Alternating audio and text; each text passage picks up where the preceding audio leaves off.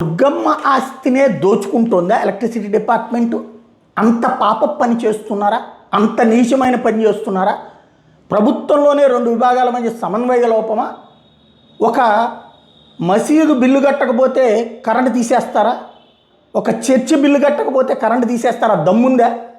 ఏకంగా ముక్కోటి దేవతలు వచ్చి దండం పెట్టుకునేటటువంటి ప్రదేశం కింద పిలుచుకునేటటువంటిది ఇంద్రకీలాద్రి, ఇంద్రుడే వచ్చినటువంటి ప్రదేశం అన్నది కదా ఇంద్రకీలాద్రి అన్నటువంటిది. ఇంద్రకీలాద్రి మీద కొలువైనటువంటి కనకదుర్గమ్మ ఆలయానికి వాళ్ళకి ఓ భూమి ఉంది, ఆ భూమిలో సోలార్ ప్లాంట్ పెట్టారు. ఆ సోలార్ ప్లాంట్తో కరెంటు ఎలక్ట్రిసిటీ డిపార్ట్మెంట్కి ఇస్తున్నారు.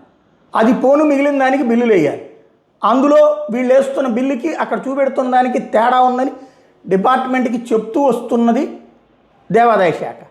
కానీ కరెంటు పీకేసి మేము ఇచ్చిన బిల్లు మీరు సచ్చినట్టు కట్టండి అంటే ఒళ్ళు బలుపా, అహంకారమా, పొగరా?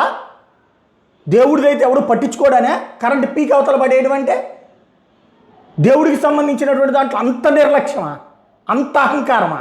ఏంటిది? బిల్లులు మీ ఇష్టం వచ్చినట్టు వేసి పడేస్తారా? అక్కడ తప్పు చెప్తున్నది ఎవరు? గుడోళ్లే కదా. అది ప్రభుత్వ విభాగమే కదా. దేవాదాయ శాఖ అనేది ప్రభుత్వ విభాగమే కదా. దేవాదాయ శాఖ ఇదిగో ఎట్టు అన్యాయం జరిగిందయ్యా, మాకు మేము కరెంటు ప్రొడ్యూస్ చేస్తున్నాం, మీరు కరెంటు తీసుకుంటున్నారయ్యా, బిల్లులు మాకు తగినది కట్ చేసి ఇవ్వట్లేదయ్యా అంటే మేము ముందు కట్టాం కదా, మీ బిల్లు ఇచ్చేసాం కదా, నువ్వు బిల్లు కట్టిపడే తర్వాత చూసుకుంటాం మేము అంటే అట్లాగే ఎంతమంది అన్యాయం అయిపోతారు? కరెంట్ డిపార్ట్మెంట్ చేసిన పాపం ఎవరిది? తర్వాత 3 గంటల తర్వాత కరెంటు పునరుద్ధరిస్తారు అధికారులు చర్చించి. ఇది ఎందుకు ముందు చర్చించలేదు? గుడోళ్ళు చెప్పినటువంటి పరిష్కరించాల్సిన బాధ్యత మీకు లేదా?